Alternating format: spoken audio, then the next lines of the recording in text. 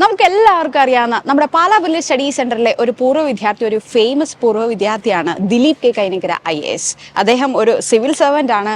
അതായത് അന്ന് civil service exam എഴുതി അദ്ദേഹത്തിന് 21st റാങ്കും മലയാളികളിൽ റാങ്ക് 1ഉമായിരുന്നു അദ്ദേഹത്തിന് ലഭിച്ചത്. അതുപോലെ തന്നെ നമ്മുടെ ബ്രില്യന്റിലെ നോക്കുകയാണെങ്കിൽ തീർച്ചയായും നോക്കുകയാണെങ്കിൽ 2011 കേരള റാങ്ക് 1ആയിരുന്നു, ഫസ്റ്റ് റാങ്ക് ആയിരുന്നു കേരള എഞ്ചിനീയറിംഗ് റാങ്ക് കരസ്ഥമാക്കിയത്. അതുപോലെ തന്നെ ജെയ് മെയിനില് 13ാമത്തെ റാങ്കും അതുപോലെ തന്നെ ജെയ് അഡ്വാൻസില് 131ാമത്തെ റാങ്കുമാണ് അദ്ദേഹം കരസ്ഥമാക്കിയിരുന്നത്, അല്ലെ? യെസ്. അപ്പൊ ഏതു അദ്ദേഹത്തിന്റെ അന്നത്തെ നമ്മുടെ ഒരു ഇന്റർവ്യൂ ഉണ്ടായിരുന്നു. അതായത് ആ ഒരു ജേർണിയിലേക്ക് കടന്നു പോകുമ്പോഴത്തേക്കും, അതായത് ആ ഒരു ടൈമിൽ എഞ്ചിനീയറിംഗ് എക്സാം എഴുതുന്ന സമയത്ത് എങ്ങനെയായിരുന്നു അദ്ദേഹം പഠിച്ചിരുന്നതും അദ്ദേഹത്തിന്റെ സ്റ്റഡി പ്ലാൻസും കാര്യങ്ങളൊക്കെ വിശദീകരിച്ചുകൊണ്ടുള്ള ഒരു ഇന്റർവ്യൂ ഉണ്ടായിരുന്നു. അന്ന് അത് ഒരുപാട് ആളുകൾ കണ്ടു, ഒരുപാട് ആളുകൾക്ക് അത് ഉപകാരപ്രദമാവുകയും ചെയ്തു. അപ്പൊ ഈ സമയത്ത് നമ്മുടെ എക്സാം ഒക്കെ അടുത്തിരിക്കുന്ന ഈ സമയത്ത് കുട്ടികൾക്ക് എല്ലാം യൂസ്ഫുൾ ആവുന്ന ഒരു ഇന്റർവ്യൂ തന്നെയാണ് ഇത്. അപ്പൊ അതൊന്നും കൂടെ നിങ്ങളിലേക്ക് ആ ഇന്റർവ്യൂ എത്തിക്കുകയാണ്, അല്ലെ? ബെർലിനിലെയും പൂർവ്വ വിദ്യാർത്ഥിയായിരുന്ന ദിലീപ് കെ കൈനകര നമ്മളോടൊപ്പമുണ്ട്. നമുക്കറിയാം, ഓൾ ഇന്ത്യ ലെവലിൽ 21ാം സ്ഥാനവും മലയാളികളിൽ 1ാം സ്ഥാനവും കരസ്ഥമാക്കിയിരിക്കുകയാണ് ദിലീപ് സാർ. ആദ്യമേ ആശംസകൾ സാർ. Thank you. എങ്ങനെയായിരുന്നു ഇതിലേക്കുള്ള ഒരു പ്രിപ്പറേഷൻ? ബാല്യകാലം മുതൽ ഇതൊരു സ്വപ്നമായിരുന്നു, അതിനെക്കുറിച്ചൊന്ന് പങ്കുവയ്ക്കാമോ? ചെറുപ്പം മുതലേ തീർച്ചയായിട്ടും ഇതൊരു സ്വപ്നമായിരുന്നു. പ്രത്യേകിച്ചും ആ സമയത്തൊക്കെ ഈ ജോലിയുടെ ഒരു ഗ്ലാമർ എന്നൊരു രീതിയിലാണല്ലോ, അതൊരു പക്വമായ തീരുമാനമായിരുന്നില്ല. പക്ഷെ സീരിയസ്ലി ഞാൻ ഇതിനെക്കുറിച്ച് ആലോചിച്ച് തുടങ്ങുന്നത് ഞാൻ ജോലി ചെയ്യുന്ന കാലത്താണ്. ഞാൻ IIT മദ്രാസിലാണ് പഠിച്ചത്. അവിടുന്ന് ക്യാമ്പസ് പ്ലേസ്മെന്റിന് സാംസങ് കൊറിയയിൽ ജോലി ചെയ്യായിരുന്നു. അപ്പൊ ആ കാലത്താണ് ഞാൻ സിവിൽ സർവീസിനെ കുറിച്ച് കൂടുതൽ വായിക്കുന്നതും ഇതിലേക്ക് വരണമെന്നുള്ളൊരു ആഗ്രഹം ഉണ്ടാകുന്നതും പഠിച്ചു തുടങ്ങുന്നതും ഒക്കെ ആ സമയത്താണ്. അങ്ങനെ ഒരു 2-2.5 വർഷം ജോലി ചെയ്ത് കഴിഞ്ഞപ്പോൾ ഞാൻ തീരുമാനിച്ചു, അതല്ല, കരിയർ വാസ് ഗുഡ്, പക്ഷെ കുറച്ചും കൂടി ഒരു സാമൂഹ്യ പ്രസക്തിയുള്ള ഒരു ജോലിയിലേക്ക് മാറണമെന്നൊരു ആഗ്രഹം ഉണ്ടായതുകൊണ്ട് ഞാൻ അവിടുന്ന് റിസൈൻ ചെയ്ത് സീരിയസ്ലി പ്രിപ്പയർ ചെയ്യാൻ തുടങ്ങി. അങ്ങനെയാണ് ഞാൻ തിരുവനന്തപുരത്ത് എത്തുന്നത്. തിരുവനന്തപുരത്തായിരുന്നു പ്രിപ്പറേഷൻ. സാമൂഹികമായ ഒരു സേവനത്തോടുള്ള ഇഷ്ടം കൂടിയാണ് ഈ വഴിയിലേക്ക് നയിച്ചത്, അല്ലേ? തീർച്ചയായും. അതുപോലെ തന്നെ ഈ അടുത്ത് പത്രമാധ്യമങ്ങളിലും ചാനലുകളിലും ഒക്കെ കാണുകയുണ്ടായി, സാർ IIT മദ്രാസിലാണ് പഠിച്ചത്. IIT മദ്രാസിൽ നിന്ന് ക്യാമ്പസ് പ്ലേസ്മെന്റിലാണ് സാറിന് സാംസങ് കൊറിയയിലേക്ക് ജോലി ലഭിക്കുന്നതെന്നൊക്കെ. അപ്പോൾ ആ ഒരു കാലഘട്ടത്തെ ജോലി എങ്ങനെയുണ്ടായിരുന്നു? പിന്നെ അതിൽ നിന്ന് ആ ഒരു ജോലി വിട്ട് ഈ ഒരു സാഹചര്യത്തിലേക്ക്, അല്ലെങ്കിൽ IAS എന്ന സ്വപ്നത്തിലേക്ക് വരാനുണ്ടായ ഒരു കാരണം? സോ ഞാൻ ഗ്രാജുവേഷൻ കഴിഞ്ഞ് ഡയറക്ട്ലി അവിടെ ജോയിൻ ചെയ്യായിരുന്നു. കൃത്യമായി പറഞ്ഞാൽ സാംസങ് ഇലക്ട്രോണിക്സിന്റെ മൊബൈൽ ഡിപ്പാർട്ട്മെന്റിലായിരുന്നു ഞാൻ വർക്ക് ചെയ്യുന്നത്.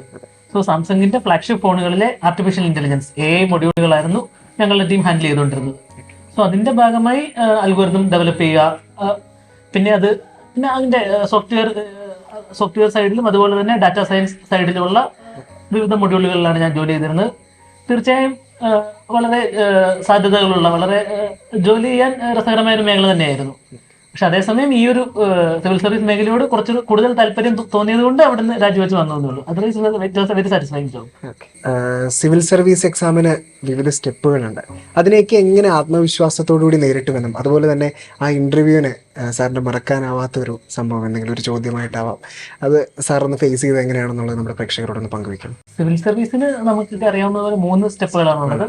ആദ്യം പ്രിലിംസ് പരീക്ഷ ഉണ്ടാകും. അത് എൻട്രൻസ് ഒക്കെ പോലെ തന്നെ മൾട്ടിപ്പിൾ ചോയ്സ് പരീക്ഷയാണ്. അതിൽ ക്വാളിഫൈ ആകുന്ന ആൾക്കാർക്ക് മെയിൻസ് ലെവൽ ഉണ്ടാകും. മെയിൻസ് ഡിസ്ക്രിപ്റ്റീവ് ആണ്, പെൻ ആൻഡ് പേപ്പർ എക്സാം ആണ്. 9 പേപ്പറുകൾ ഉണ്ടാകും. നമ്മളൊരു ഐച്ഛിക വിഷയം തിരഞ്ഞെടുക്കണം. എന്റേത് മാത്തമാറ്റിക്സ് ആയിരുന്നു. സോ അത് 2 പേപ്പറുകൾ ഉണ്ടാകും. ബാക്കി ജനറൽ സ്റ്റഡീസ്, പൊതുവിജ്ഞാനം 4 പേപ്പറുകൾ ഉണ്ടാകും. പിന്നെ ഒരു essay പേപ്പർ ഉണ്ടാകും, ഒരു എത്തിക്സ് പേപ്പർ ഉണ്ടാകും. സോ ഇങ്ങനെയാണ് മെയിൻസ് പരീക്ഷയുടെ ഘടന. സോ കുറച്ച് ബ്രോഡാണ്. ഇപ്പൊ നമ്മൾ പറയുമ്പോൾ തന്നെ അറിയാലോ, നമ്മൾ കറണ്ട് അഫയേഴ്സിൽ അപ്ഡേറ്റഡ് ആവണം, മാത്സ് ഒരു ഡിഗ്രി ലെവലിൽ പഠിക്കണം, പിന്നെ നല്ല രീതിയിൽ essay എഴുതാൻ, അതുപോലെ എത്തിക്കൽ ആൻസേഴ്സ് എഴുതാനൊക്കെയുള്ള ഒരു പരിശീലനം വേണം. സോ അത് കുറച്ച് ടഫായിരുന്നു. പ്രത്യേകിച്ച് ഞാനൊരു ടെക്നിക്കൽ ബാക്ക്ഗ്രൗണ്ടിൽ നിന്ന് വരുന്നത് കൊണ്ട് ഈ ആൻസേഴ്സ് എഴുതിയുള്ള പ്രാക്ടീസ് അധികമില്ലായിരുന്നു. സോ അതൊക്കെ എനിക്ക് കുറച്ച് ഡെവലപ്പ് ചെയ്യേണ്ടി വന്നു. കോച്ചിങ്ങിൽ പല അക്കാദമികളും തീർച്ചയായിട്ടും സഹായിച്ചിട്ടുണ്ട്. സോ അങ്ങനെ മെയിൻസ് ക്ലിയർ ചെയ്താൽ 3ാമത്തെ ലെവല് ഇന്റർവ്യൂ ലെവലാണ്. ഇന്റർവ്യൂ ഒരു എന്താ പറയുക, പറഞ്ഞു കേട്ടിട്ടുള്ള ഒരു രീതിയിൽ നിന്ന് തികച്ചും വ്യത്യസ്തമായിട്ട് അനുഭവമാണ് എനിക്ക് തോന്നിയിട്ടുള്ളത്. ഞാൻ 2 ഇന്റർവ്യൂസിന് പോയിട്ടുണ്ട്. രണ്ടും ഒരു വളരെ സൗഹാർദ്ദപരമായ ഒരു സൗഹൃദ സംഭാഷണം എന്നുള്ള രീതിയിലാണ് എനിക്ക് രണ്ടും ഫീൽ ചെയ്തിട്ടുള്ളത്. അവരുടെ കയ്യിൽ നമ്മുടെ ഒരു റെസ്യൂമേ ഉണ്ടാകും, ഒരു ഡാഫ് എന്ന് പറയും. എസെൻഷ്യലി നമ്മൾ നമ്മുടെ ജീവിതത്തിൽ അതുവരെ ചെയ്തിട്ടുള്ള കാര്യങ്ങളുടെ ഒരു സംക്ഷിപ്ത രൂപം. സോ അതിൽ നിന്ന് അവർ നോക്കിയിട്ട് അതുമായി ബന്ധപ്പെട്ട ചോദ്യങ്ങളൊക്കെ ചോദിക്കുക എന്നുള്ളതാണ് അടിസ്ഥാനപരമായി സംഭവിക്കുന്നത്. ഒരു 1/2 മണിക്കൂർ നീണ്ട പ്രോസസ്സാണ്. സോ അതിന്റെ വിവിധ ഭാഗങ്ങളിൽ നിന്ന് നമുക്ക് മുമ്പോട്ട് പോകേണ്ട ജോലിയുടെ റോളുമായി ബന്ധിപ്പിച്ചുള്ള ചോദ്യങ്ങളുണ്ടാകും. ഫോർ എക്സാമ്പിൾ എന്നോട് ഈ വർഷം ആദ്യമേ തന്നെ ചോദിച്ചത് താങ്കളൊരു എഞ്ചിനീയർ ആയിരുന്നല്ലോ, ഈ 3 വർഷം വർക്കിംഗ് എക്സ്പീരിയൻസ് ഒക്കെ ഉണ്ട്, അതൊക്കെ എങ്ങനെയാണ് നമുക്ക് ഈ പൊതുമേഖലയിൽ സാമൂഹ്യ സേവന രീതിയിൽ അല്ലെങ്കിൽ ഒരു കളക്ടറായിട്ട് ജോലി ചെയ്യുമ്പോഴൊക്കെ എങ്ങനെയാണ് ഉപയോഗപ്പെടുത്താൻ പറ്റുക എന്നൊക്കെയായിരുന്നു ആദ്യത്തെ ചോദ്യം. സോ നമ്മൾ ഓൾറെഡി വർക്ക് ചെയ്തിട്ടുള്ള മേഖല ആയതുകൊണ്ട് it's A comfortable topic. So അങ്ങനെ ഒരു അരമണിക്കൂർ അത്യാവശ്യം കംഫർട്ടബിൾ ആയി തന്നെയാണ് പോയത്. പിന്നെ കേരളത്തെ കുറിച്ചും കുറച്ചൊക്കെ ചോദ്യങ്ങളുണ്ടായിരുന്നു, അതും ഞാൻ അത്യാവശ്യം പ്രിപ്പയർ ചെയ്തിരുന്നു. ഈ വർഷം ചോദിച്ചത് കേരള ഫ്ലഡ്സിനെ കുറിച്ചാണ്. കേരള ഫ്ലഡ്സ് 1-2 വട്ടം ഉണ്ടായിട്ടുണ്ടല്ലോ. സോ അതിന്റെ കാരണങ്ങളും അതുപോലെ ഇനിയൊരു വട്ടം കൂടെ ഉണ്ടായാൽ എങ്ങനെയാണ് നമുക്ക് ഹാൻഡിൽ ചെയ്യാൻ പറ്റുക. സോ അതൊക്കെ മോശമല്ലാതെ ഒരു കുറച്ച് ടെക്നിക്കൽ പോയിന്റുകളും അതേപോലെ തന്നെ കുറച്ചൊരു മാനേജ്മെന്റ് രീതിയിലൊക്കെ നല്ല രീതിയിൽ ഉത്തരം പറയാൻ സാധിച്ചു. സോ അങ്ങനെ ഒരു നല്ല എക്സ്പീരിയൻസ് ആയിരുന്നു, നല്ല മാർക്കുകളും ഉണ്ടായിരുന്നു ഇന്റർവ്യൂവിൽ. നമുക്ക് എല്ലാവർക്കും അറിയാം ബെർലിനിലെ പൂർവ്വ വിദ്യാർത്ഥിയായിരുന്നു ദിലീപ് സാർ. ബെർലിനിൽ ആയിരുന്ന കാലത്ത് കേരള എഞ്ചിനീയറിംഗിൽ 1ാം സ്ഥാനവും ജെഇ മെയിനിൽ 13ാം സ്ഥാനവും ജെഇയിൽ അഡ്വാൻസിൽ 131ാം സ്ഥാനവും കരസ്ഥമാക്കിയിരുന്നു ദിലീപ് സാർ. ബെർലിനിലെ കോച്ചിങ്ങിനെ കുറിച്ച് ഒന്ന് പങ്കുവയ്ക്കാമോ? ആ ഒരു കാലഘട്ടത്തെക്കുറിച്ച് എക്സ്പീരിയൻസ് ഒന്ന് ഷെയർ ചെയ്യാമോ? ബെർലിനിൽ നിന്ന് വളരെ പോസിറ്റീവ് അനുഭവമാണ് എനിക്ക് ഉണ്ടായിട്ടുള്ളത്. ഇപ്പൊ പിന്നെ ക്ലാസ് ടീച്ചറായ പ്രദീപ് സാർ ആണെങ്കിലും അല്ലെങ്കിൽ ഡയറക്ടറായ ജോർജ് സാർ ആണെങ്കിലും ഇപ്പോഴും ഞാൻ അടുപ്പം കാത്തുസൂക്ഷിക്കുന്ന വ്യക്തികളാണ്. സോ അത്രയ്ക്ക് ഒരു വ്യക്തിബന്ധങ്ങളൊക്കെ ഡെവലപ്പ് ചെയ്തൊരു കാലഘട്ടമായിരുന്നു. ഒരു തീർച്ചയായും പോസിറ്റീവ് അനുഭവമായിരുന്നു. ഇപ്പൊ ഞാൻ IIT-യിലൊക്കെ പഠിക്കാൻ സാധിച്ചത് തന്നെ വലിയൊരു അളവ് വരെ ബെർലിനിൽ നിന്ന് കിട്ടിയ ആ ഒരു കോച്ചിങ് രീതികളിൽ നിന്നാണ്. സോ ബെർലിനിലെ സമയത്തെ കുറിച്ച് പറയുകയാണെങ്കിൽ ഞാൻ +2-നോട് പാരലായിട്ടാണ് ഇത് റെഗുലർ ബാച്ചിലായിരുന്നു. സോ വീക്കെൻഡ് ക്ലാസ്സുകളായിരുന്നു കൂടുതലുള്ളത്. പിന്നെ അവസാനമൊക്കെ ആയപ്പോൾ ക്ലാസ് കഴിഞ്ഞ് ഈവനിങ് ക്ലാസ്സസും ഉണ്ടായിരുന്നു. So it was A good experience overall.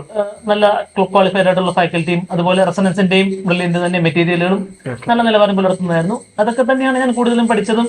IIT qualify ചെയ്യാനും ഒരു എഞ്ചിനീയറിംഗ് മേഖലയിൽ മുമ്പോട്ട് പോകാനും ഇപ്പോൾ തന്നെ മാത്സ് ഓപ്ഷനിൽ എടുക്കാൻ ഒരു കോൺഫിഡൻസ് ഉണ്ടായതും ഒക്കെ വലിയൊരു പരിധിവരെ ബ്രില്യന്റ് കാലഘട്ടത്തിലെ അനുഭവങ്ങളിൽ നിന്ന് തന്നെയാണ്. സർ, അതുപോലെ തന്നെ ഈ തവണ നമ്മുടെ IIT-യിൽ പ്രവേശനം ആഗ്രഹിക്കുന്ന ഒരുപാട് വിദ്യാർത്ഥികൾ ബെർലിനിലുണ്ട്, ജെഇ മെയിനിലൂടെയും ജെഇ അഡ്വാൻസിലൂടെയും ഒക്കെ. നമ്മുടെ ആ ഒരു വിദ്യാർത്ഥികളോട്, നമ്മുടെ തലമുറയോട് പറയാനുള്ളത്? പ്രധാനമായും പറയാനുള്ളത് ഇപ്പം ബെർലിനിലെ കുട്ടികളോട് ഞാനായിട്ട് അങ്ങനെ ഒരു ഉപദേശങ്ങൾ കൊടുക്കേണ്ട കാര്യമില്ല. എന്ന് വെച്ചാൽ ഞാൻ കടന്നു വന്ന അതേ വഴികളിലൂടെ വരുന്ന കുട്ടികളാണ്. സോ എനിക്ക് ലഭിക്കുന്ന റിസോഴ്സുകളും ലഭിച്ചിരുന്ന റിസോഴ്സും മെറ്റീരിയലുകളൊക്കെ തീർച്ചയായിട്ടും അവർക്ക് ലഭിക്കുന്നുണ്ടാകും. സോ അതൊക്കെ പരമാവധി ഉപയോഗപ്പെടുത്തുക. നിങ്ങൾക്ക് ലഭിച്ചിരിക്കുന്ന ഈ ഓപ്പർച്യൂണിറ്റി പരമാവധി ഉപയോഗപ്പെടുത്തുക എന്നാണ് എനിക്ക് പറയാനുള്ളത്. പിന്നെ നമുക്ക് വളരെ ലിമിറ്റഡ് ആണ്, സമയമാണ് നമ്മുടെ ഏറ്റവും വിലപ്പെട്ട റിസോഴ്സ്. സോ അത് പരമാവധി വേസ്റ്റ് ചെയ്യാതെ യൂസ് ചെയ്യുക എന്നുള്ളതാണ് പറയാനുള്ളത്. പിന്നെ നല്ല മെറ്റീരിയൽ നോക്കി ചൂസ് ചെയ്യുക. അതൊക്കെ ബെർലിനിൽ നിന്നോ അല്ലെങ്കിൽ മികച്ച സ്കൂളുകളിൽ എല്ലാ കുട്ടികളും പഠിക്കുന്നത്. സോ അവിടെ നിന്നൊക്കെ കിട്ടുന്ന ഗൈഡൻസ് ഉപയോഗിച്ച് നല്ല മെറ്റീരിയലുകൾ തിരഞ്ഞെടുക്കുക. സമയം പാഴാക്കാതെ ഈ 2 വർഷം 1 വർഷം എത്ര സമയമാണ് ബാക്കിയുള്ളതെന്നും അത് കൃത്യമായിട്ട് പ്ലാൻ ചെയ്ത് ഒരു ടൈം ടേബിൾ ഒക്കെ ഉണ്ടാക്കി ഒരു കൃത്യമായ ശാസ്ത്രീയമായ രീതിയിൽ മുമ്പോട്ട് പോവുക എന്ന് ഞാൻ പറയാം. അതുപോലെ തന്നെ സാറ് ഈ ബെർലിനിലെ കാലഘട്ടത്തിൽ ക്രമീകരിച്ചിരുന്ന ഒരു സമയക്രമീകരണം, അപ്പോൾ പഠിക്കുമ്പോൾ സ്വാഭാവികമായിട്ടും ഓരോരുത്തർക്കും ഓരോ ടൈം ടേബിൾ കാര്യങ്ങളൊക്കെ ഉണ്ടാവുമല്ലോ, അതെങ്ങനെയായിരുന്നു? അപ്പം മുന്നോട്ടുള്ള സാറിന്റെ ഈ ഒരു സക്സസ് വരെ സാറ് അതെങ്ങനെയാണ് കീപ്പ് ചെയ്ത് വന്നത്? ബ്രില്യന്റിൽ സത്യം പറഞ്ഞാൽ എനിക്ക് അങ്ങനെ സ്വന്തമായിട്ട് ടൈം ടേബിൾ അധികം ആവശ്യം വന്നിട്ടില്ല. ബ്രില്യന്റിൽ തന്നെ വീക്ക്ലി ടെസ്റ്റുകൾ ഉണ്ടാവും. സോ ആ കൂട്ടത്തിൽ ആ സിലബസ് കവർ ചെയ്ത് പോകുന്ന ഒരു രീതിയാണ് ഞാൻ പലപ്പോഴും അവലംബിച്ചിരുന്നത്. പിന്നെ +2 കാലഘട്ടത്തിൽ ഞാൻ +1 കൂടി ഒന്ന് റിവൈസ് ചെയ്യാൻ വേണ്ടി ഒരു ടൈം ടേബിൾ ഉണ്ടാക്കിയിരുന്നു. കാരണം +2 കഴിഞ്ഞ് നമുക്ക് ജെഇ അല്ലെങ്കിൽ ഓൾ ഇന്ത്യ എൻട്രൻസ് ഒക്കെ എഴുതണമെങ്കിൽ 2 വർഷത്തെ സിലബസ് വേണമല്ലോ. സോ +2 കാലഘട്ടത്തിൽ തന്നെ ഞാൻ ഒരു ടൈം ടേബിൾ ഉണ്ടാക്കി +1 ടോപ്പിക്കുകൾ, എസ്പെഷ്യലി എനിക്ക് പാടുണ്ടായിരുന്ന ടോപ്പിക്കുകളൊക്കെ ഒന്ന് റിവൈസ് ചെയ്യാൻ ശ്രമിക്കുമായിരുന്നു. പിന്നെ ഞാനിപ്പം സിവിൽ സർവീസിന് തയ്യാറെടുക്കുമ്പോൾ ഏകദേശം അതുപോലെ തന്നെയാണ് ഞാൻ ടൈം ടേബിൾ ഒക്കെ ഉണ്ടാക്കിയിരുന്നത്. എന്ന് വെച്ചാൽ കൃത്യമായ ഒരു ഡെയിലി ഇത്ര മണിക്കൂർ പഠിക്കുമെന്നല്ല, പക്ഷെ ഡെഡ് ലൈനുകൾ ഉണ്ടാകും. ഈ ഒരാഴ്ച കഴിയുമ്പോൾ ഈ സ്ഥലത്തെത്തണം, അല്ലെങ്കിൽ ഒരു 3 മാസത്തിനുള്ളിൽ മാത്സ് സിലബസ് ഒരു വട്ടം തീർക്കണം. സോ അങ്ങനെ ഡെഡ് ലൈനുകൾ സെറ്റ് ചെയ്ത് അത് പരമാവധി അച്ചീവ് ചെയ്യാൻ ശ്രമിക്കുന്ന രീതിയിലായിരുന്നു മുമ്പോട്ട് വരുന്നത്. അതുപോലെ തന്നെ സാർ ഇപ്പോൾ പങ്കുവയ്ക്കുകയുണ്ടായി ബെർലിനിലെ പഠന രീതി സാറിനെ ഒരുപാട് ബിൽഡ് ചെയ്തിട്ടുണ്ട് ഈ ഒരു നിലയിലേക്ക് എത്താനൊക്കെ. ആ ഒരു പഠന രീതികൾ എങ്ങനെയൊക്കെയാണ് സാറിനെ സ്വാധീനിച്ചത്? ബെർലിനിൽ പ്രധാനമായിട്ടും എനിക്ക് ഇഷ്ടപ്പെട്ടത് ആ ഒരു പേഴ്സണൽ കെയർ നമുക്ക് കിട്ടുന്നതാണ്. ഇപ്പൊ എന്റെ ക്ലാസ് ടീച്ചർ പ്രദീപ് സാർ എന്ന് പറഞ്ഞാൽ ഇപ്പോഴും ഞാൻ സൗഹൃദത്തിലുള്ള വ്യക്തിയാണ്. സോ അങ്ങനെ നമുക്കൊരു ക്ലാസ് ടീച്ചർ ഉണ്ടാകും. അതുപോലെ ഡയറക്ടേഴ്സ് ആണെങ്കിലും they know every one by name. So ആ ഒരു പേഴ്സണൽ കെയർ തീർച്ചയായിട്ടും വലിയൊരു ഉത്തേജനമാണ്. നമ്മൾ മുമ്പോട്ട് പോകണം, നമുക്കൊരു അക്കൗണ്ടബിലിറ്റി ഉണ്ട്. നമ്മുടെ വീക്കിലി ടെസ്റ്റിലെ മാർക്ക് കുറച്ച് കുറഞ്ഞാൽ അല്ലെങ്കിൽ പെർഫോമൻസ് കുറച്ച് പുറകോട്ട് പോയാൽ we are accountable to summon എന്നുള്ള ആ ഒരു ഫീലിംഗ് തീർച്ചയായിട്ടും എന്നെ മോട്ടിവേറ്റ് ചെയ്തിട്ടുണ്ട്. അതുപോലെ തന്നെ സപ്പോർട്ട് സിസ്റ്റം വളരെ നല്ലതായിരുന്നു. ഫോർ എക്സാമ്പിൾ ഇപ്പം ബ്രില്യൻ ലൈബ്രറിയിലൊക്കെ ഞാൻ പോകുമ്പോൾ ഇപ്പം നമ്മൾ പോയി ഒരു ബുക്ക് കിട്ടിയില്ലെങ്കിൽ ലൈബ്രറി വിൽ ബി ലൈക്ക് എന്നാൽ ആ ബുക്കിന്റെ പേര് എഴുതാം, നമുക്ക് 1-2 ആഴ്ചയിൽ റെഡിയാക്കാവുന്ന ഒരു സപ്പോർട്ട് സിസ്റ്റം വളരെ വലുതായിരുന്നു. ആ ഒരു സമയത്ത് എല്ലാ ബുക്കുകളും സ്വന്തമായിട്ട് മേടിക്കാനുള്ള ആ ഒരു കപ്പാസിറ്റി ഒന്നും ഇല്ലായിരുന്ന കാലത്ത് ഇത്തരം ഒരു സപ്പോർട്ട് സിസ്റ്റം ഉണ്ടായിരുന്നത് തീർച്ചയായിട്ടും വിദ്യാർത്ഥിക്ക് ആവശ്യമായ എല്ലാ ക്രമീകരണങ്ങളും അവർ ഇത്രയും നേരം നമ്മളുമായി വിലമതിച്ച സമയം പങ്കുവച്ച ദിലീപ് സാറിന് ഒരുപാട് നന്ദി.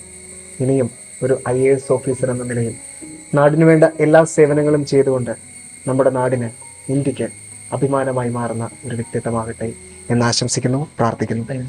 നന്ദി.